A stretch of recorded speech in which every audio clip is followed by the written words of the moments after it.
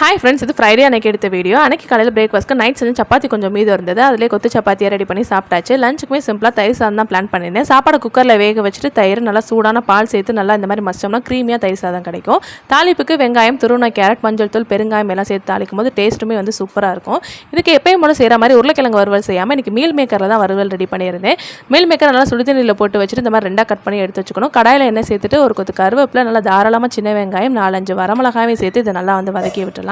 வெங்காயம் நல்லா இந்த அளவுக்கு வதங்கினதுக்கப்புறம் நம்ம எடுத்து வச்சிருக்க மீல் மேக்கரையும் சேர்த்து நல்லா இதோட வந்து மிக்ஸ் பண்ணி விட்டுற வேண்டியதான்.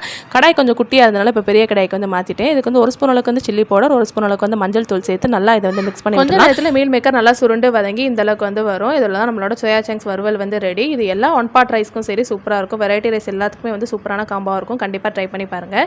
கொஞ்சம் மீதி வந்து சோயா சங்க்ஸ் வந்து எடுத்து வச்சிருந்தேன் 65 ரெடி பண்ணுறதுக்காக. ஆதித்யோட ஃபேவரட் இது. ஆல்ரெடி இதோட ரெசிபி வந்து ஷேர் பண்ணியிருக்கேன். கீழே டேக் பண்ணுறேன். வேணும்னு செக் பண்ணி பார்த்துக்கோங்க. வீடியோ பிடிச்சிருந்தா லைக் பண்ணுங்கள்.